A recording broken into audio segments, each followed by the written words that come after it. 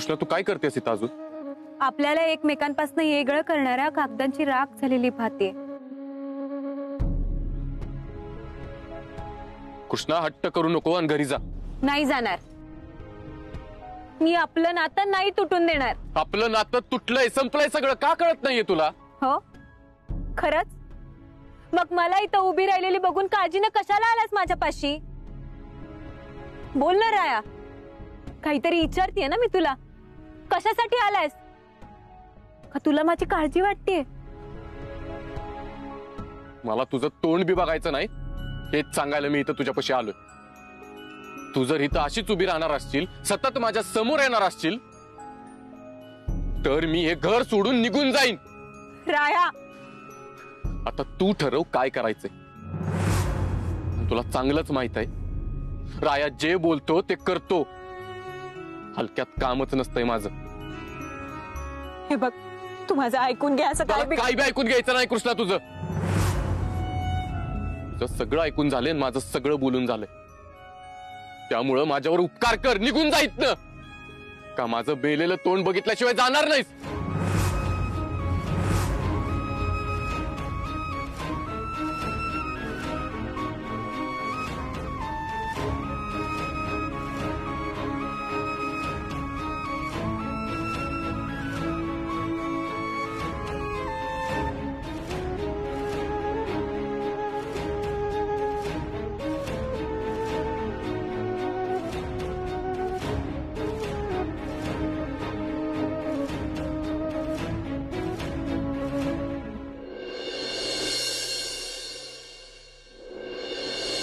आज सगळी मंडळी अचानक. बोला सरपंच, काय काम काढलंच? अहो आम्ही नावाचं सरपंच, सगळी सूत्र तर विद्या त्यांच्या बंगल्यातनं हलत्यात. अहो तुम्ही किंग मेकर आहे गावचं. असं तुम्ही राजकारणात आला नाही हे बरं आहे, नाहीतर आमच्या सगळ्यांची सुट्टी केली असती बघा. आम्हाला राजकारणापेक्षा समाजकारणात जास्त रस आहे. बोला, काय काम काढलंय? भाऊसाहेब, जत्रा जवळ आली आहे आणि आमची सर्वांची अशी इच्छा आहे, यावर्षी राया आणि कृष्णाताईंच्या हातून देवीची पूजा आणि यात्रेचं उद्घाटन व्हावं. होय, खरंय की. अहो राया आणि कृष्णा वहिनीलाच हा मान मिळाला पाहिजे. कसं आहे भाऊसाहेब, अहो कृष्णानं या गावाचं नाव खूप मोठं केलंय आणि रायानं पण खूप मेहनत घेतली त्याच्यासाठी. अहो दोघांचं लय उपकार आहे त्या गावावर. त्याची थोडीफार परतफेड आम्हाला करू दे की. नाही जमणार.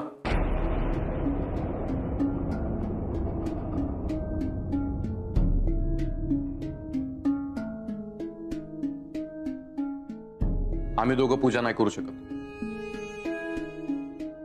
राया लय मोठा मान आहे यो. आणि असा पण हा मान दरवर्षी तुमच्या घरातच असतो. दरवर्षी भाऊ आणि रंजना वहिनी पूजा करायच्या. आता ही जबाबदारी तुम्ही खांद्यावर घेतली पाहिजे. तुम्ही द्याल ती जबाबदारी खांद्यावर घ्यायला तयार आहे मी. अख्खी जत्रा म्हणलं तरी यो राया एकटा पार पाडत. कृष्णासोबत पूजा करायला काय सांगू नका, मला जमणार नाही. अहो भाऊसाहेब, तुम्ही तरी सांगा काहीतरी. आयुष्यात आजपर्यंत आम्ही कधीच कोणावर जबरदस्ती केली नाही. जो तो ज्याचा त्याचा निर्णय घ्यायला समर्थ. रायाला जर हा मान नको असेल तर त्याच्या जागी मी आणि ऋतिक करतो. नाही नाही, अहो हा मान वेदा त्यांचा. तुम्ही वेदा त्यांच्या घरात जरी राहत असला ना तर वेदा ते नाही होऊ शकत. आणि आमच्या मर्जीनं आम्ही हा मान काही दुसऱ्या कोणाला देऊ शकत नाही. आता भाऊसाहेबांनी सांगितलं तर मात्र आमची काय हरकत नाही. पण तरी पण आम्हाला एकदा वाटतं की रायानं जरा एकदा विचार करावा. माझा विचार झालाय आणि मी माझ्या निर्णयावर ठाम आहे. अरे पण थांबा थांबा थांबा, कुणाच्या हातापाय पडण्याची काही गरज नाही. नुकतंच लग्न झालेलं गावात एखादं गरीब जोडपं बघा, त्यांच्या हातनं पूजा करा, त्यांना मान द्या. एकाच घरात वर्षानुवर्ष मान देणं थांबवा आता. ही घराणेशाही आता बंद करा. जे या पूजेसाठी खरोखर हकदार आहे अशा जोडप्याच्या हातून पूजा करा. जे काय असेल ते गावाच्या एकत्रित विचारानं करूया. अहो पण घराण्याचा मान. आम्ही काय बोललो ऐकलं नाही का तुम्ही? गावात इतरही लोक राहतात, त्यांनाही वाटत असेल ना की आपल्या हातनं पूजा व्हावी, आपल्या हातनं जत्रेचं उद्घाटन व्हावं. वर्षानुवर्ष एकाच घराकडे मान राहिला ना तर त्या घराला त्या मानाची किंमत राहत नाही. त्यामुळे सरपंच यावेळेस दुसऱ्या जोडप्याला मान द्यायचा आणि काही गरज वाटली तर आम्ही तुमच्या पाठीशी आहोत. पण यात्रा दणक्यात झाली पाहिजे मंडळी. अहो हे काय सांगणं झालं का भाऊसाहेब? बर चला येतो आम्ही. या.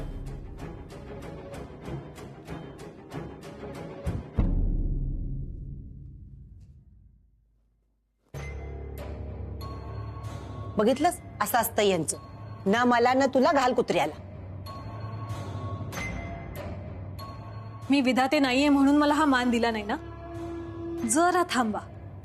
विधात्यांची सगळी प्रॉपर्टी, राया आणि मान सगळं माझ्याकडे कसं येत आहे ते बघाच तो.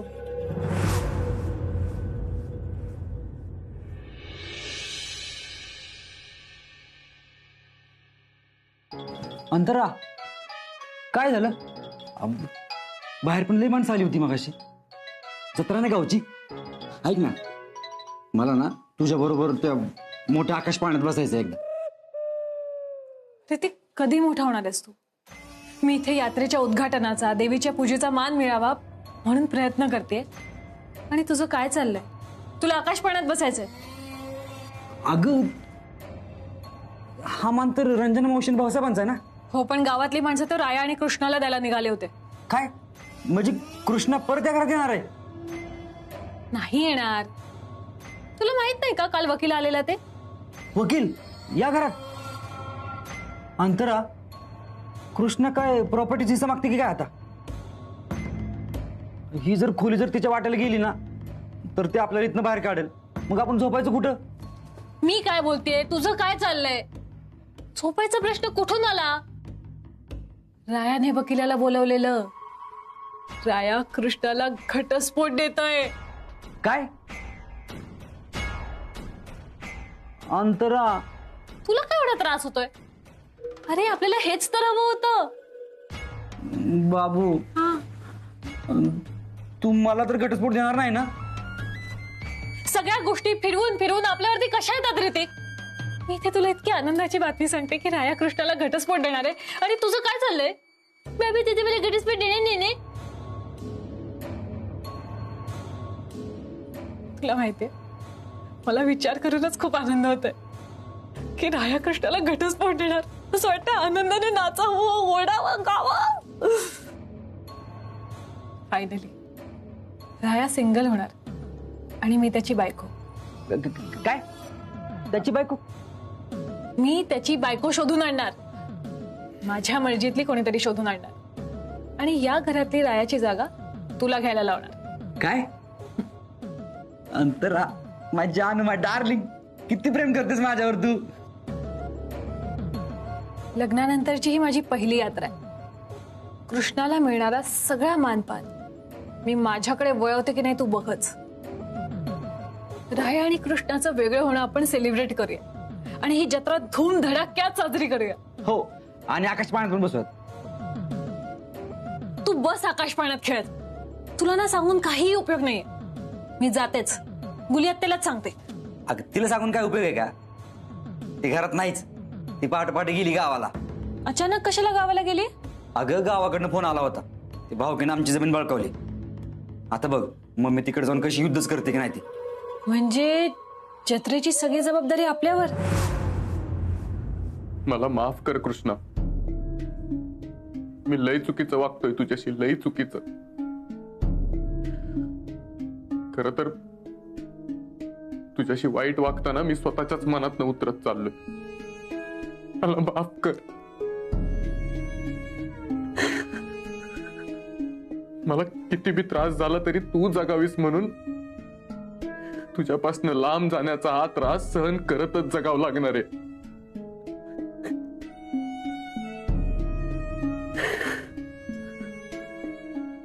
ती स्वप्न बघितली होती आपण संसाराची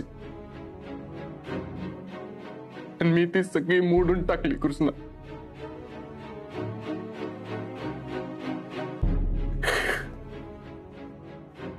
आज तुझ्याकडनं देवीच्या पूजेचा मान पण हिरावून घेतला मी. मला माफ कर. हे घर मला खायला उठतंय. इथल्या भिंतींना, दरवाजाला, इथल्या प्रत्येक कोपऱ्याला तुझी सवय झाली आहे कृष्णा. आता तुझ्याशिवाय एकटा मी इथं कसा जगू, कसा जगू कृष्णा.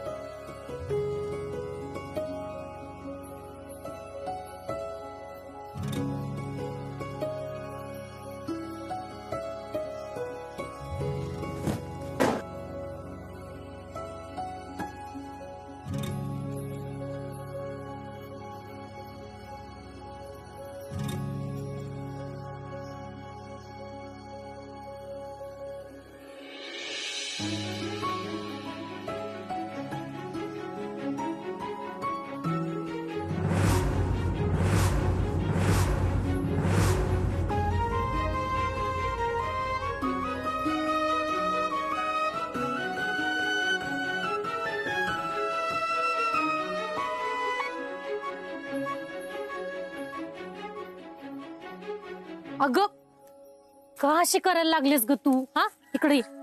मला माहित आहे कृष्णी उदास आहे, ती खात पित नाही म्हणून तू बी खाईन झाल्यास. हा असं नको करू.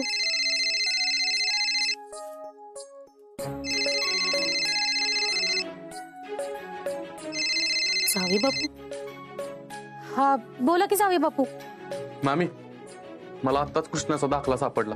त्याच्यावर तिची जन्मतारीख आहे पण जन्म वेळ नाही. तुम्ही मला सांगू शकाल का? ते आता कसं सांगू मी? मामी आठवून बघा की तिची जन्मवेळ मिळणं लय गरजेचं आहे. आमच्या संसाराचा प्रश्न आहे मामी. म्हणजे एकदम बरोबर नाही सांगू शकत, पण जेव्हा कृष्णीचा जन्म झाला का नाही तेव्हा तिच्या वडिलांनी एका माणसासोबत निरोप धाडला होता बघा आमच्यासाठी. त्या माणसाला ना त्या गावात न्यायला बरोबर 2 तास लागले होते. आणि जेव्हा कृष्णीचा जन्म झाला का नाही तेव्हा अर्धा तास मागं पुढे झाला असेल. ते माणूस आला तेव्हा 9 वाजले होते. म्हणजे 6:30-7चा जन्म असेल बघा तिचा. आणि जेव्हा मी तिच्या आईला भेटायला गेलते का नाही तेव्हा ती मला म्हणली बी होती तिने सांजायला लक्ष्मी आले माझ्या पोटी म्हणून. पण जावे बापू हे समजा तुम्ही आत्ता काय विचारताय? मामी मी तुम्हाला नंतर सांगतो. आत्ता गेले महत्वाचं काम आहे मला. हा ठेवतो.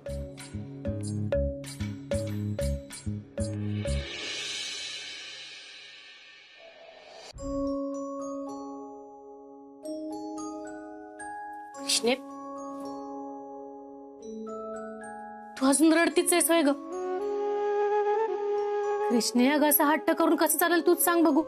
कशा पाय एवढं स्वतःचा हाल करून घेतेस? अशाने तुझी तब्येत आणखीन बिघडल. वाईस ध्यान दे स्वतःकडं. विसरून जरा यायला. ती जेवढं त्याला विसरून जायचा प्रयत्न करते तेवढीच मला त्याची आठवण येते. त्याचं मला वाचवणं, माझ्या परीक्षेत मला मदत करणं, मी हिम्मत हरल्यावर माझ्या पाठीशी खंबीरपणे उभं राहणं, मी त्याला माझ्यापासून लांब जायला लावल्यावर मला जवळ आणण्यासाठी खोट्या लग्नाचं नाटक करणं, त्याचं माझ्यावरचं प्रेम व्यक्त करणं, सगळं सगळं आठवतंय मला. आणि याचा त्रास होतोय की आता राया माझ्या आयुष्यात कधीच नसणार आहे, कधीच नाही. असं नको बोलू ग कृष्णे. ते जिथं कुठं असतील ना तुझंच आहेत.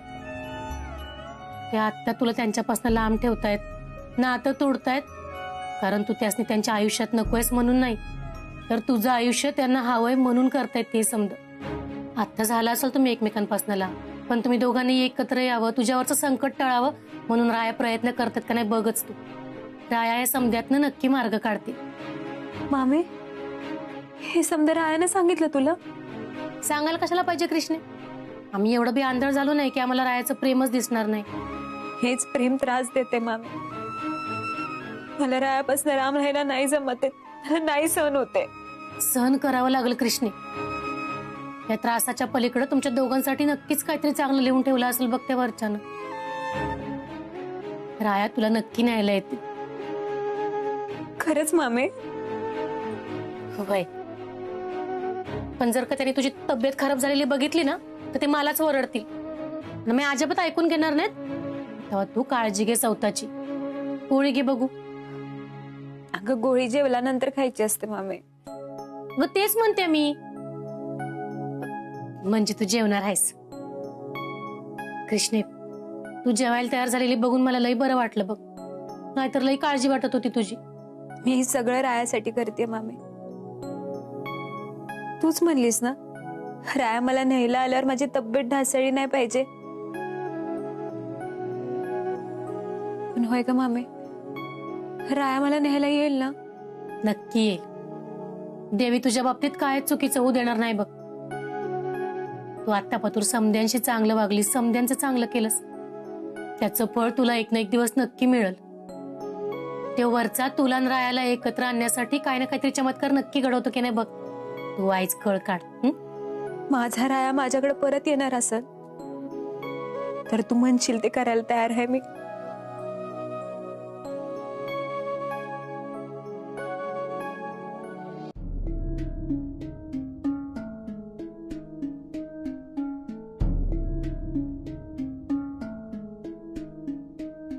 गुरुजी,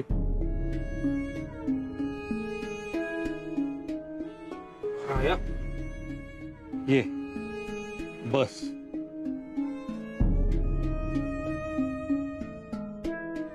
आवश्यक त्या गोष्टी आणल्यास ना?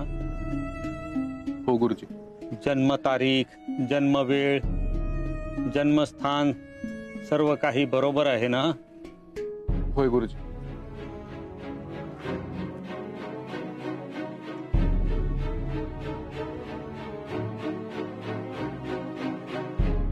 ठीक आहे, बघूया काय उपाय निघतोय का ते. हरी हो.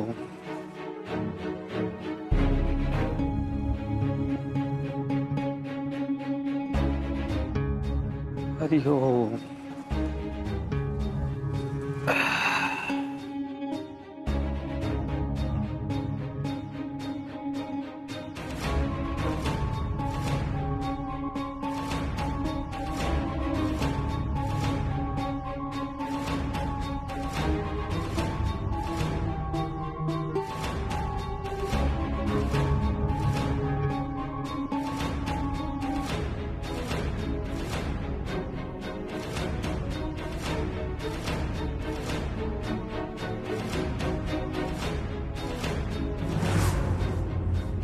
गुरुजी काय झालं?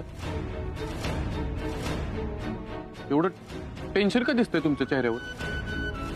कृष्णाच्या कुंडलीत काहीच उपाय नाहीये का? आम्ही एकमेकांपासून लांब राहणं हीच लिहिलंय का? येत्या 7 दिवसात कृष्णाचा मृत्यू अटळ आहे. हरी हो.